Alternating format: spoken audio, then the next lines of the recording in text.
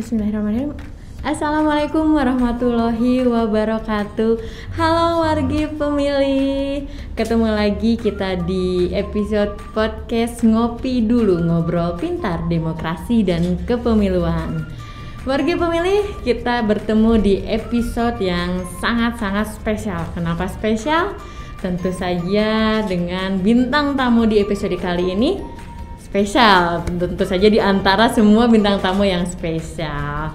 Baiklah wargi pemilih, langsung saja ya saya perkenalkan bintang tamu podcast kita pada episode kali ini, yaitu Bapak Wakil Bupati Bandung, Bapak Sahrul Gunawan. Assalamualaikum Pak Sahrul. Waalaikumsalam. Halo wargi pemilih. Mudah-mudahan ya. Sehat semua ya. Alhamdulillah, insya Allah sehat. Bapak sehat ya Pak ya? Sehat, alhamdulillah. Iya. Alhamdulillah. Nah wargi pemilih, karena kita sudah menjalankan protokol kesehatan serta menjaga jarak, izinkan kami untuk membuka masker agar diskusi kita nanti lebih enak mungkin bicaranya mungkin ya Pak ya. Oke. Mangga Pak maskernya. Ya mudah-mudahan semuanya juga tetap mematuhi protokol kesehatan ya. Iya betul. Kita sudah jaga jarak. Jaga jarak. Ya. Insya Allah vaksin juga sudah kita jalankan ya Pak ya. Iya. Bapak boleh kita mau pakai headset atau tidak? Mungkin lebih enak ya suaranya. Iya kadangunya. Kadangu mohon lebih jelas. Baik warga pemilih, mungkin kita berkenalan. Siapa sih yang belum kenal dengan Pak Sahrul Gunawan nih, Wakil Bupati Bandung. Terhitung di 2020 kemarin ya Pak ya?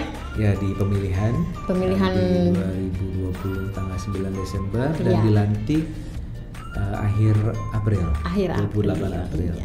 Spesial ya Pak ya, pemilihannya di masa pandemi. Iya, betul. Alhamdulillah bisa terselenggara dengan baik, partisipasi masyarakat juga tinggi. Alhamdulillah lancar ya Pak ya. Ya. Dan sekarang sudah terpilih nih wakil bupati baru dan bupati baru ya Pak Dadang Supriyatna. Iya.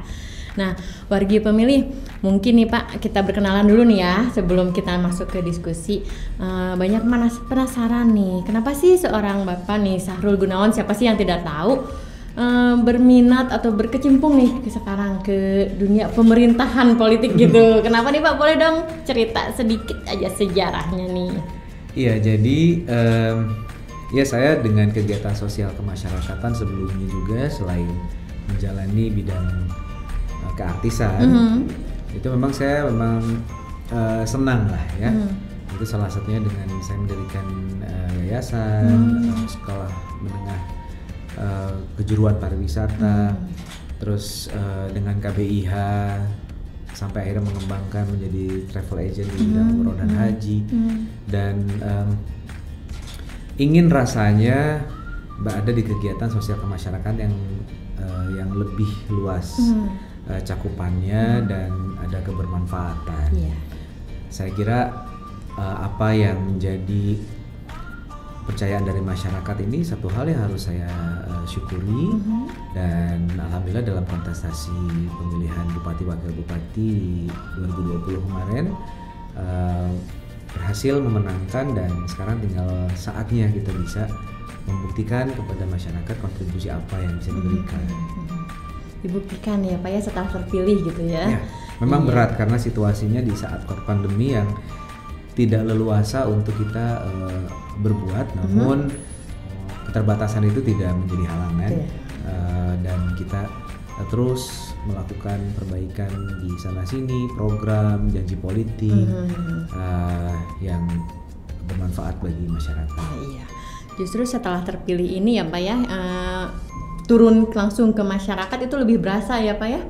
Apa yang mungkin tadi tujuan dari visi misi kemarin itu saat pemilihan, saat terjun mungkin terlihat seperti apa kondisi masyarakat di Kabupaten Bandung. Betul sekali, semoga semangat bedas terus menjadikan semangat Kabupaten Bandung warganya terus bedas apapun kondisinya, yang bangkit, edukatif, dinamis dan sejahtera. Dinamis, agamis dan sejahtera. Insya Allah ya wargi pemilih di Kabupaten Bandung nih, khususnya dengan kepala daerah yang baru, tentu saja semangat baru juga nih ya Pak ya mendukung perkembangan pemerintahan. Nah Pak, kita masuk nih ke diskusi kita kali ini. Dengan kondisi pandemi sekarang, alhamdulillah sudah melandai ya Pak ya? Sudah melandai. Mudah-mudahan terus ya. Ya, sing enggal normal gitu Pak ya. Normal. Sing geura indit atau si corona teh. Iya betul Pak. karena berpengaruh sekali kan ke berbagai hal gitu. Semoga tidak fluktuatif lagi dan kita bisa dalam kondisi yang normal. Iya. Nah, untuk kasus pandemi ini nih, COVID-19 di Kabupaten Bandung sendiri nih Pak, perkembangan vaksinasi itu seperti apa nih? Sudah mencapai seperti apa? Persentasenya lah minimal. Hampir 40% sebetulnya dari total vaksinasi yang diberikan. Sasaran vaksin juga saat ini terus ditingkatkan sehingga bisa mencapai target 80% yang diberikan vaksinasi dari TNI, Polri, dari pemerintah kabupaten dengan seluruh kewilayahannya, dari camat ya, puskesmas, terus kemudian juga organisasi kemasyarakatan yang terlibat, pihak swasta, semuanya saya kira juga peran serta dari seluruh pihak juga sangat baik. Yang menjadi kendala itu adalah ketika di awal-awal masa kepemimpinan kami ini kan vaksinnya yang sulit gitu kan. Dan alhamdulillah di September minggu kedua itu sudah mulai banyak vaksin. Nah sekarang tinggal bagaimana pendistribusian dan pelaksanaan di lapangannya yang membutuhkan kerjasama semua pihak. Insya Allah semua dapat ya Pak ya, terfasilitasi vaksin tersebut ya. Amin. Iya. Nah untuk kita nih ya, berkaitan dengan kita demokrasi dan kepemiluan nih Pak, KPU nih. Nah berkaitan dengan vaksin tadi, kita kan masih istilahnya kan rencana ya Pak, sudah ada rencana pemilihan itu akan dilaksanakan 2024. Ya. Nah kita nggak tahu nih apakah nanti masih pandemi atau tidak. Nah gimana nih kesiapan dari sisi pemerintahan kabupaten sendiri dalam menghadapi nanti perencanaan penyelenggaraan pemilihan dan pemilu di 2024 nih Pak.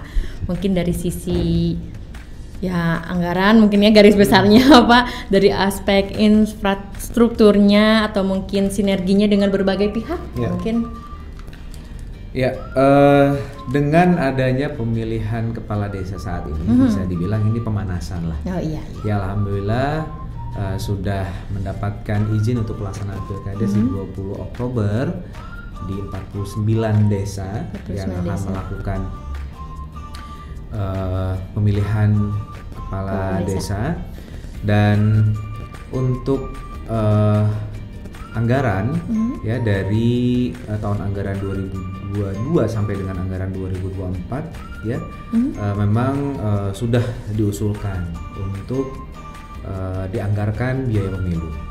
Kabupaten Bandung juga sudah mulai menganggarkan di APBD 2022 ini sebentar saya contekan ini sekitar 30% dari asumsi kebutuhan keseluruhan antara 150 miliar sampai dengan 200 miliar. Jadi untuk APBD 2022 sudah disiapkan sekitar 50 miliar.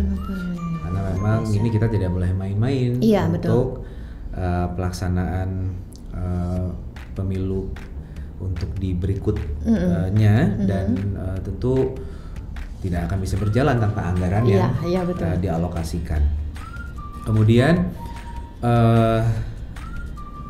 komunikasi yang baik, sinergitas antara KPUD, kemudian pemerintah kabupaten dan unsur-unsur lainnya, termasuk bagaimana pengamanannya, termasuk bagaimana meminimalisir potensi yang terdampak dari kebencanaan misalnya, itu juga terus dikomunikasikan, dan bagaimana peran serta masyarakat untuk bisa dipertahankan, kalau bisa ditingkatkan ya.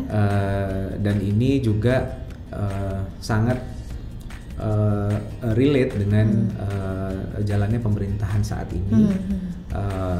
Tentu diperlukan trust dari masyarakat agar situasi kondusif dan juga tata kelola pemerintahan yang inginnya mengakomodir keinginan dari masyarakat. Dan tentu harapan itu kan juga ingin segera terlihat gitu ya oleh masyarakat. Namun di kesempatan kali ini saya juga ingin menyampaikan bahwa di situasi yang penuh keterbatasan dan kita seluruh apa yang menjadi perhatian kita tergerus dengan penanganan pandemi di bidang kesehatan, kesejahteraan masyarakat. Namun alhamdulillah perlahan-lahan COVID sudah melandai dan mudah-mudahan kita bisa segera menindaklanjuti apa-apa yang sudah menjadi program atau janji politik kami berikutnya. Saya kira itu mungkin bagaimana Pemkab bisa terus di antara OPD-OPD terkait saling bersinergi untuk menciptakan jalannya pemerintahan yang baik. Untuk berikutnya lagi mungkin perlu adanya kerjasama ya seperti ini ya dengan KPUD untuk bisa mungkin nanti kita akan diskusi untuk menciptakan komunikasi yang baik dengan seluruh masyarakat, dan saya kira ini juga keren banget ini. Ya, adanya podcast ini kan artinya siapapun bisa kesini. Bisa, iya Pak. Seluruh elemen masyarakat, mungkin kalangan milenial yang nantinya menjadi pemilih yang besar ya, pemilih pemula. Jumlahnya cukup besar kan ya Pak ya, menentukan ya. Itu sangat menentukan, dan bagaimana mengedukasi bahwa peran serta masyarakat dibutuhkan dalam pelaksanaan pemilu. Justru peran serta masyarakat itu ya Pak ya, sinergi itu kan tadi tidak hanya berbagai OPD atau justru masyarakat ya Pak ya yang menentukan persentasi cukup besar nih untuk menentukan keberlangsungan penyelenggaraan nanti pemilu atau pemilihan. Nah, podcast ini juga nih Pak nih, itu sebagai sarana sosialisasi dan pendidikan pemilih berkelanjutan. Jadi kan istilahnya KPUD itu setelah pemilihan apa sih kerjanya, suka begitu kan Pak? Apa ya image-nya tuh? Nah, apa kerjanya kan pemilu nanti 5 tahun sekali. Padahal koordinasi. Nah, ya, itu kan ya Pak. Terus pendataan dan lain sebagainya. Makanya ini nih podcast ini sarana itu Pak, tadi kita terus memberikan pendidikan politik bagi pemilih. Betul. Kan nanti supaya sadar juga kan pentingnya gitu ya Pak ya. Tadi menyinggung soal pandemi. Saya kira pandemi ini juga mengajarkan kita banyak hal ya, terkait dengan efektivitas bentuk campaign ya. Terus kemudian juga penata ulangan data kependudukan misalnya salah satunya, karena ini sangat-sangat diperlukan Disduk ini untuk bisa bekerja sama dengan Dinas Kesehatan, Dinas Sosial dalam penyaluran bantuan, distribusi yang diperlukan oleh Pemkab, dan alhamdulillah sudah semakin membaik, dan karena kaitannya pemilihan umum ini juga dengan pendataan yang baik. Iya. Jadi mudah-mudahan bisa meminimalisir resiko yang terjadi, misalnya ini kok gimana ini saya nggak punya hak pilih ini segala macam, itu kan artinya akan lebih baik nantinya. Ya ada sesuatu yang pastinya lebih baik dari sisi database dan lainnya yang kali ini dilakukan oleh Pemkab. Iya. Nah itu mungkin Pak info juga nih, selain tadi kita pendidikan pemilih berkelanjutan, kita juga ada daftar pemilih berkelanjutan nih Pak. Jadi setiap bulan kita mengupdate terus data-data pemilih tadi gitu, mana yang telah misalnya data yang masyarakat atau pemilih yang telah meninggal, yang pindah domisili. Betul. Itu diupdate terus tiap bulan. Ada daftar pemilih berkelanjutan, kita kan kerjasama juga dengan Disduk gitu ya Pak. Itu kita update, kita share juga nih ke masyarakat jumlah pemilih, laki-laki perempuannya di tiap bulan pasti kita share itu daftar pemilih berkelanjutan. Itu program dari KPU Pusat juga gitu. Jadi nanti di saat waktunya pemilihan tidak dari nol gitu kan Pak pendataannya gitu. Itu gara baguru-bugu gitu ya. Gitu. Insya Allah kan dari yang ada protes, masa yang udah meninggal kok masuk, saya enggak, misalnya udah 17 tahun nih saya enggak. Insya Allah nanti lebih terakomodir nih persiapan menjelang 2024 tadi. Gitu. Nah, mungkin nih wargi pemilih selanjutnya nih, tadi udah sedikit disinggung ya Pak ya, program seperti kita kerjasama dengan KPU, pemerintah daerah, untuk program pemerintah daerah sendiri nih di bidang khususnya demokrasi dan kepemiluan nih, mungkin dari sisi masa jabatan Bapak nih, adakah program-program yang khusus untuk mengembangkan itu Pak? Untuk saat ini memang kita masih fokus di dalam pemulihan ekonomi, penanganan kesehatan sudah sedikit demi sedikit sambil sudah berjalan, mulai ya, berkurang gitu ya.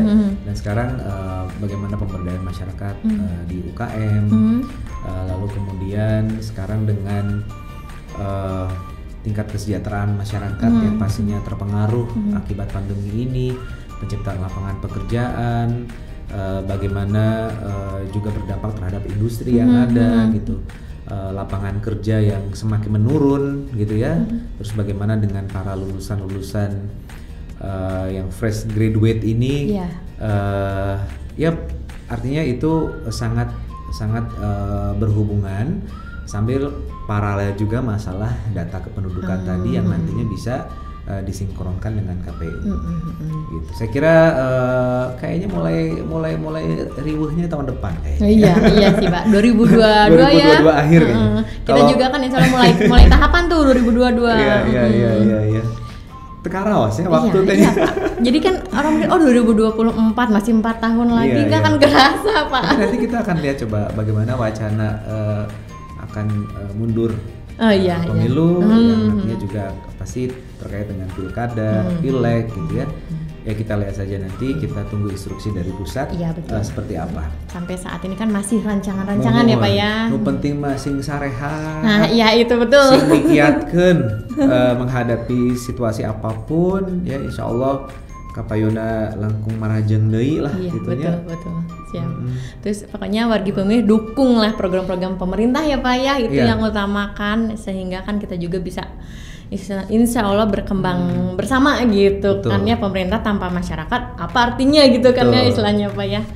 Nah wargi pemilih nih mungkin selanjutnya sebelum penutup nih Pak ya, mungkin ada saran, masukan, mungkin rekomendasi nih dari seorang Pak Sahrul Gunawan atau dari sisi pemerintahan terkait tadi teknis penyelenggaraan pemilu dan pemilihan di 2024 nanti nih Pak. Yang banyak wacana kan selama ini nanti bakal 5 surat suara lah, berapa surat suara, gabung lah apalah, mungkin Bapak juga sudah menyimak itu. Mungkin ada masukan, rekomendasinya seperti apa? Tentu kita harus mengacu kepada kebijakan dari pusat. Seperti apa yang terbaik.